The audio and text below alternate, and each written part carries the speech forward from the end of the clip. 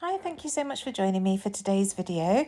Today I'm creating a page kit for Hey Little Magpie. I'll add the link below if you're interested in purchasing one, but I just wanted to show you how this came together. So I grabbed some of the Simple Stories latest Christmas releases. I chose some papers to work with, and that's what I'm doing now. So first of all, I took this snowflake paper as the background piece. I just wanted to create a frame to go around the outside of my white cardstock. So I'm just cutting 1 inch inside the outside line, if that makes sense. So I'm cutting a 1 inch frame and keeping the other piece of paper to use for matting later on. And then I'm going to cut 1 inch off 2 sides of the cardstock so that it leaves a 1/2 inch around each side of the frame. So this white card will be 11 inches by 11 inches is what I'm trying to say. Oh my goodness, I really do overcomplicate things sometimes, don't I? So there's the base of my layout. I'm just going to rough up the edges with my Tim Holtz edge distresser, and then I'm going to use some double-sided tape to stick this down. I've nearly finished this roll of double-sided tape and I just spotted it in my drawer, so I thought I'll get that used up today. So just adding that around the edges, and then I'll pull off the backing and get that stuck down onto the frame. The photo that I'm working with was a 5 by 7 inch, and I've just trimmed it down to roughly 5 inches square. This layout would work really nicely with a 4 by 6 portrait as well. So if you wanted to purchase the kit, that's an option for you. So just getting that stuck down, you can see I just pulled up the edges of the tape so that I could position the cardstock down before pulling the backing off, because once it's stuck, this double-sided tape. So this is the reverse of that inside piece of the frame, and I'm just going to use that to map my photo with, and I'm just auditioning the other piece of paper that I pulled out to see how that would work. So first of all, I'm going to map the photo onto some white cardstock just to give a bit of separation between that and the layers that I'll be adding behind. And this is where you'll see the reason I don't like using double-sided tape. I decided to use it on my photo to put it down onto the card, but I put it down slightly wonky.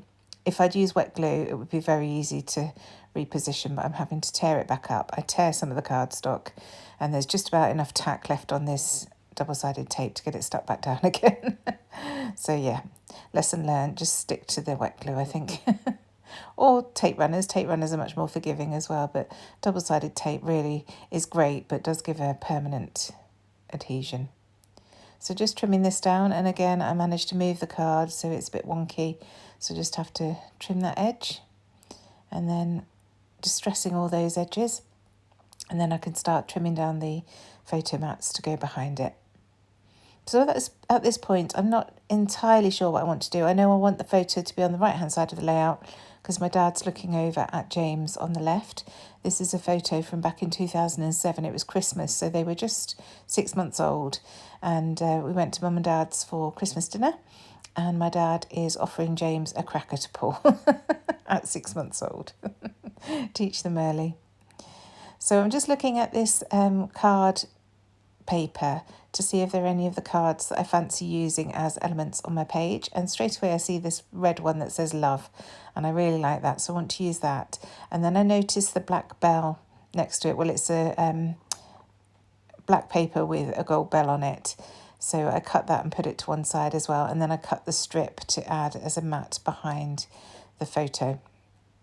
So you can see I've just pulled that trimmed piece of paper to tuck underneath, and there's that bell piece, and when you turn it upside down you see the holly in the black, and I just think that's a really nice layering piece, so I'm going to use that in that bottom left hand corner. And then I should look to see what else I've got on my other papers. I know I've got the tag paper and I want to use some tags on here, so here's the tags now. So I'm just going to choose a couple and cut those out. So I cut the top row off, and there's a couple on there that I want to use. So just trimming this down. I use my trimmer, but then you'll see in a minute I wasn't too accurate, so I do use my scissors just to trim down the edges so that it's a bit neater. So this red piece I'm thinking I can use as another layering bit on the left hand side of the photo. So I'm just taking another tag because I wanted to use 2 up at the top, and in fact they don't stay at the top in the end at all, but for now they're sitting up there. Just having a quick look to see what else is on the page before putting that down, and then I'll work on what I've got so far. So just trimming those corners off the tag, and as I say, just neatening things up a little bit. And then I don't know why I bothered taking all that time, because I do distress it in the end. So those slivers of colour would have come off with the distressing anyway, but for some reason I wanted to cut them. So just adding the hole at the top with my single hole punch. Still not happy with the way that's been trimmed. And then decide that I'm going to distress the edges of the mats and get those glued down. So first of all, this pink paper. And I positioned the photo so that I've got some of the other colours in that pink paper with the green of the holly and the little birds down there. So not having learnt my lesson, I'm using double-sided tape again, but not quite so much this time. And I'm just putting it in the middle of the paper so that I can stick the photo on top. And then I'm going to distress this piece as well. And you will have seen I just cut the top of this off about 3 inches, I think it was. And that's another layering piece that I've got to add underneath the photo. Almost there with the distressing, there we go. So I can get this glued down now. Back to my trusty wet glue now. Just in case I want to move things around, and it helps just to slide it into place. So just working out what to do again here, and I'm going to distress the edges because I have with everything else, and the same with this black bell. And I do love doing this, just taking little elements of papers and tucking them under so you wouldn't even know that they were pictorial. Just looks like a nice piece of black with a bit of holly on it. So just getting that into place, and then I can work on that tag again. Just checking that everything's distressed, and I'll realise that I don't need to use a whole tag because only half of it's showing. Well, only a sliver actually is showing, isn't it? So I just cut that in half, so I've got the other half to use elsewhere. And layer that down as another little mat.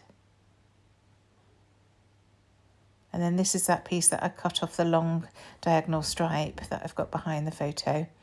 And I'm just going to poke that again, not to see the merry and bright writing, but so that you can see the sprigs of holly berries coming out from the left, like that.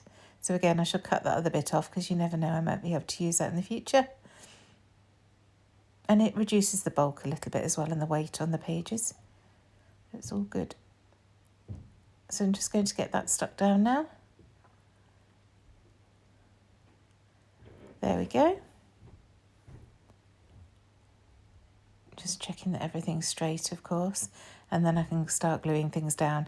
Now I only add the glue to the bottom of the photo because at this point I'm thinking that the tags are going to get tucked behind it at the top, so I want to leave that space there to do this. But once I put them up there and have a look at the layout and decide where to put this love piece, I decide that actually I prefer them tucked out, coming out from the left-hand side of the photo. So reposition both of those, and I'm just having a look because I'm not sure that I want two pale coloured ones, such neutral tags. I think I want something with a little bit more colour. So I'm just choosing this one now that I'm cutting out, and you'll see that looks much better. It just brings in that black and a little bit more colour. So that love square is going to tuck into the top there, and I really like how the page is filling out now. So distressing the edges again of that square, and then I can get that glued down on top of that tag. And now distressing these tags and getting those stuck down as well.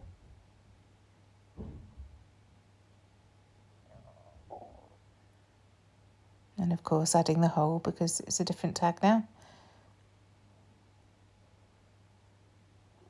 I do love these tags in the Simple Stories collections. They seem to do them on every range now, and they're so handy. Sort of plain on one side and pictorial on the other, and they are great for adding to your pages.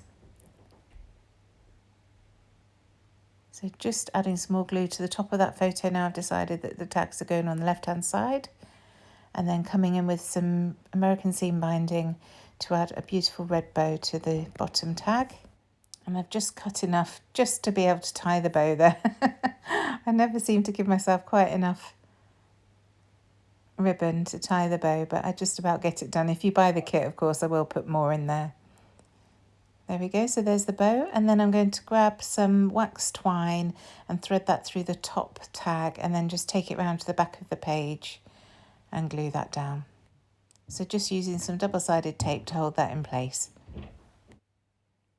Just like that, and I will trim those edges off after those ends off afterwards. So nearly there now with the layout. I'm pulling in this wooden piece from JD3D for my title, which just says Merry Christmas. It's a laser cut wood piece. It's beautiful. I really like those pieces that James makes.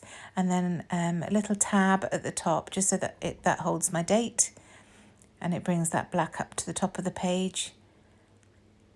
And then my journaling on the tag, and it just explains how it's their first Christmas and my dad's trying to give James a cracker. So I'm just going to handwrite the date to add to that tab, just using a scrap of the white cardstock that I trimmed off the background to do that. And that goes up onto there. And then I'm going to add some sequins just dotted around the page in a few little places once that's glued down. So here are those sequins. I think I just add 6 to the page in the end. I don't add loads. And once those are down, I won't make you watch me stick them down. I'll just position them. And then I'm going to come in with my black pen and doodle some doodle lines around the edge of the white card to finish. And that's the layout done. I really hope you've enjoyed the process. I thoroughly enjoyed creating this page kit. Like I say, if you're interested and you're in the UK, we do ship internationally, but the shipping gets quite high once we ship outside the UK. I'll add the link down below to this kit. Thanks again. See you soon. Bye.